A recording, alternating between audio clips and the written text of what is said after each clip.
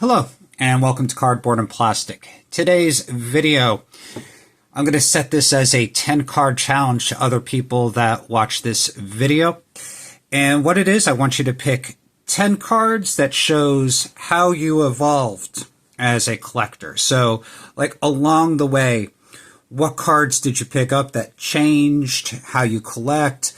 Or, I mean, it could be like a really bad investment card that you make that really kind of changed your path in the hobby.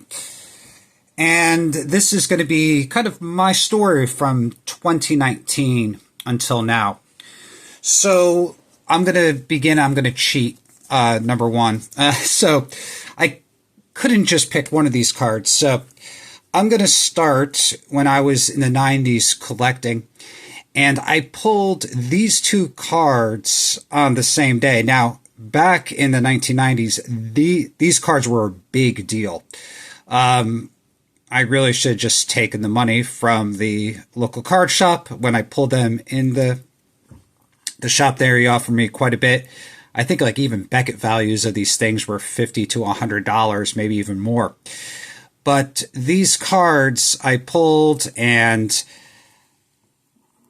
when my parents were moving from New York to South Carolina, they were cleaning out their house, and they just sent me all my old cards. And those cards, they really brought back those memories that I had from the 90s of collecting. And that got me hooked again in 2019. And I did send those in for grading.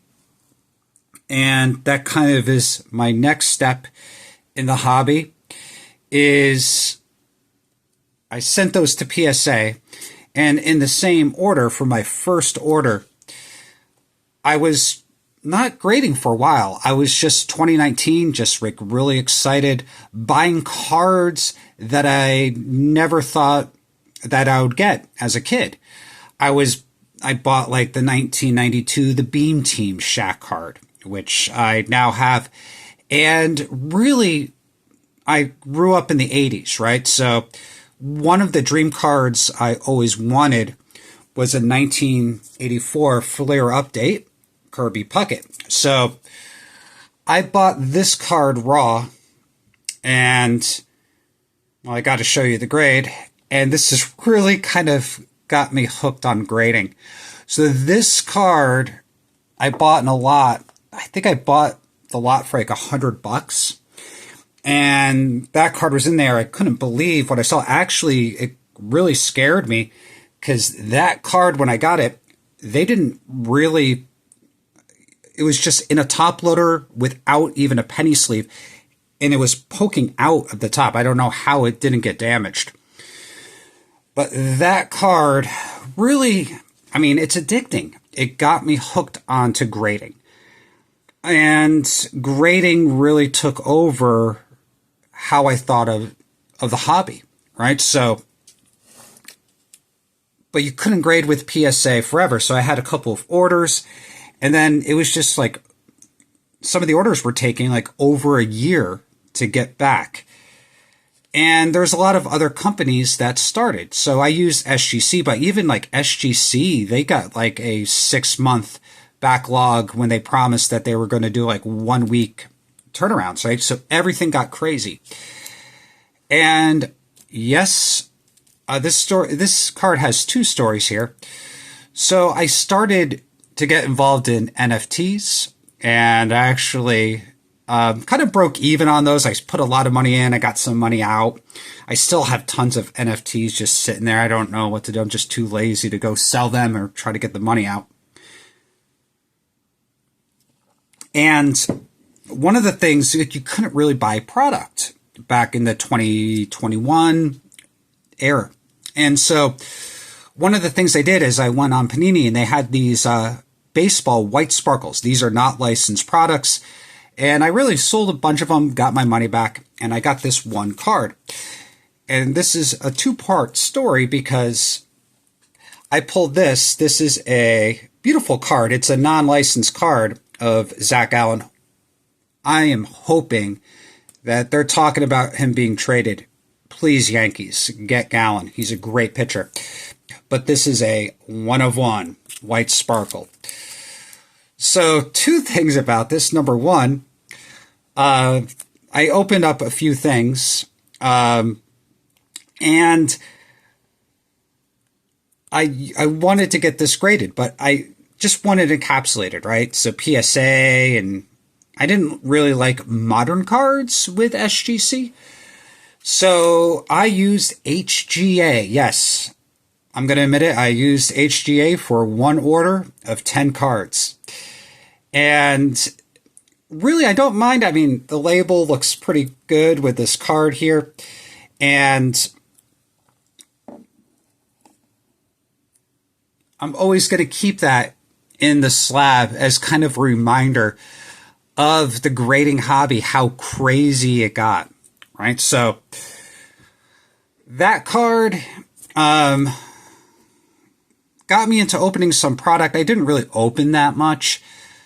And the next card is going to be really kind of my last part of like opening any type of wax. And what I did is I did buy some, like a case of Top Heritage. And the first case I got a redemption for this card. And I'll talk a little bit more about CGC, CSG grading. I actually got this graded later on. I was just going to keep it in a top loader, but I think grading is kind of important for cards that are over $100, just to have them in a slab. If I ever want to sell them, it's just easy. And you don't have to like argue about condition or somebody like trying to grade it. You run into that quite a bit. But I pulled this card from a case of high number Topps Heritage. And the first case I got was really good and really made back my money. I tried it again for the next year for the 2022 Topps Heritage high number case. In that one, I probably got back half the value of the case.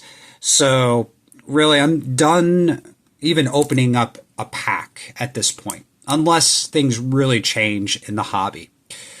So this card for my Hall of Fame PC, and I think it's just cool that it has both a Hall of Famer with Yaz and his nephew, Mike.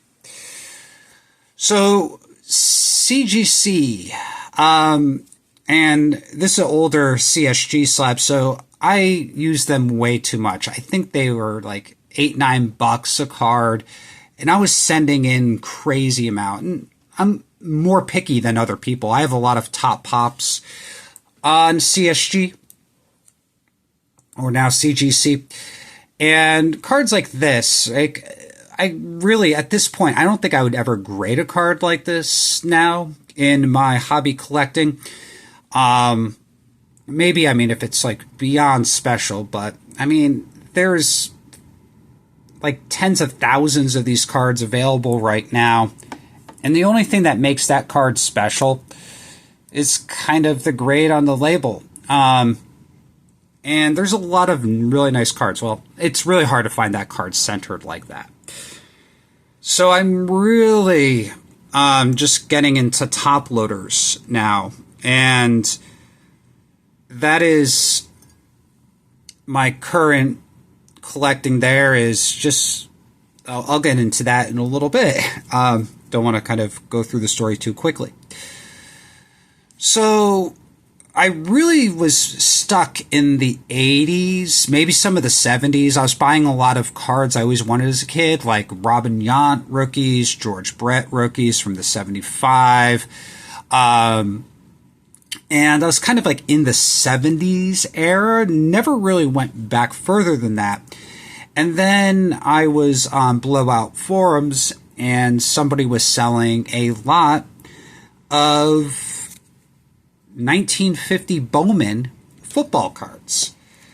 And one of the ones I got was this card right here. So a Marion Motley rookie card. So that card, I got this in my hands, and it was raw or ungraded when I got it.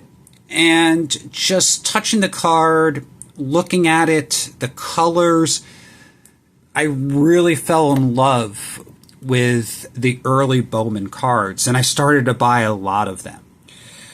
And with this, I mean, these are not necessarily my most expensive cards. What maybe a couple of these are, but this kind of just got me back, like, from like the Topps era. Like, I just started to go back into 50 Bowman, and really I got into like earlier Bowman than I did like even, I don't even have that many like 52, 53 Topps cards.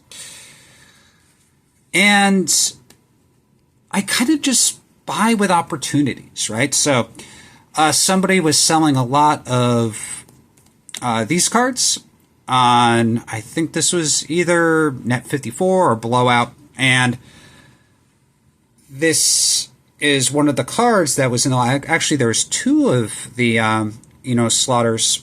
These are the bluebacks. So there was a lot of blueback, redback, and I got these. I think somebody, a relative, passed away of somebody on Blowout, or like a neighbor, and they were just trying to sell the cards and somebody was trying to collect a raw set of these 51 red and bluebacks. So I got these cards. I had never graded any of them, and I just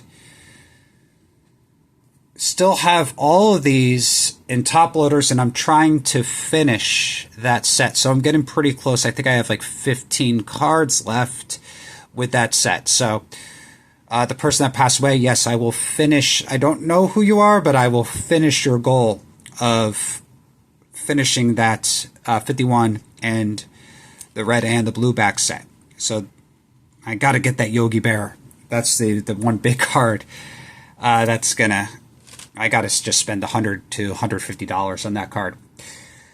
Now, by touching those cards and going through that, like, I really, like, I was always concerned about buying fake cards. By the way, I've never bought a fake card. I came close once, and it was kind of weird. Like, it's a very common card. I almost bought a what year is that? The 1988 Fleer.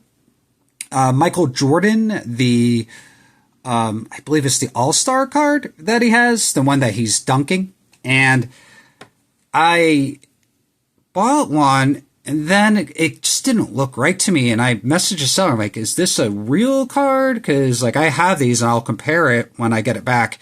And all of a sudden, the order was just canceled. It was a fake one. So be careful of Michael Jordan, Mickey Mantle, Hank Aaron cards, like the Babe Ruth, Lou Gehrig, like those are the cards that are mainly faked.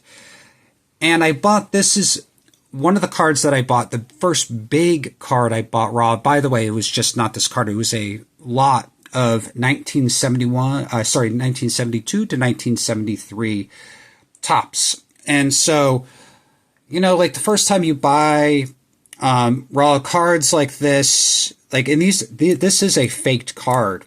And you just, like, I looked at it, looked at the card stock from the pictures, looked at the other cards, right? It was part of a lot. I'm like, I feel pretty safe about this. But it looked in great condition, and it was. This actually is a card that I should have graded with PSA. SGC is tougher with centering, and this card is beyond sharp, but beautiful example of a 1972 Julius Erving. And I got two more cards left for the story of 10. So by touching cards, by looking at cards, you really get a good handle of what is real and fake. But it's experience. And one card that I did also buy, and this came back from somebody who was just trying to grade this with Beckett, and Beckett wouldn't grade it. And this card I bought raw, and I kind of was very certain that it was real. And this is a card that a lot of you just buy it graded, probably. There are a lot of fakes of this. So this is the 1941 play ball, Joe DiMaggio. And I actually am glad I sent this to CGC to have them grade it. However, they kicked it back just like Beckett did. By the way, the person that grades, Andy Braum, I believe his name is, he's the one that worked at Beckett previously. So they kind of treat cards the same with Beckett. And the reason, first of all, this got a 1. Somebody wrote on it, right? And they actually tried to erase it a little bit. And actually, I think the reason that Beckett and CGC wouldn't grade it, I believe like they wrote up here like something there and they erased it. And so they just didn't want to touch it. But I am glad I got that card for a great price. And now that card has skyrocketed in price. I think I bought that for like $400 a couple years ago. Now, good luck trying to find one for under $1,000. There's just not that many Joe DiMaggios out there. So recently, my last card here, I have been getting more into just non-standard cards. And really, I'm going to stop grading as much as I have in the past. And I'm really just going to concentrate on getting cards that are just different. And I think that's kind of like how I'm evolving as a collector. And of course, I do have a couple of T206s. I went back, and those are like some cards that I want. I want a Hall of Famer of a T206. I want a Cracker Jack. I want some of these older cards. I do have like some 33 Gowdy, but I do want like a 33, 34 Gowdy, Lou Gehrig, maybe a 1933 Babe Ruth if I can get one for a decent price. But the prices of those cards are just insane. So I've been kind of concentrating on things that are just more, just what people don't want to collect, right? And so I have a bunch of these, and I'm going just collecting as much of these as I can if I can find them. And a lot of times they're just kind of cut ugly, right out of the box. So as long as I can get them with the full blue border and I can cut them out the way that I want them cut out, I put these, I graded this one because it's a Ted Williams. I don't want to tell you how much I got this for. I could tell you I got this for $20. But the person that had it, I mean, they had it like just cut out of the box horribly, and it just looked horrific. And then I got it, and yep, I gave it a nice little trim, and SGC liked this card. And this is kind of where I am with my collecting right now. I'm working on like just buying like old Wheaties cutouts, strip cards. I did buy like a few of the 1936 Wheaties, and also just cards like the 52 to 55 Redmond tobacco cards, right? So a lot of the cards I wish I could buy, I think they're just getting way too expensive, like the old caramel cards and the T206s. Those cards, I mean, they're very scarce. Well, not the T206, they're just highly collectible. But I think a lot of people are just diving in those. So I'm just going after things that I could get for a great price. And I could kind of collect on the budget that I have and get as many cards as I can get. All right, so I am just doing top loaders. I'm still buying like 1970s Hall of Famers for tops. but I'm just putting all those in top loaders for now, just getting the nicest version I can. And if I don't like the card, I just sell it. So I want to hear your story. So grab 10 cards.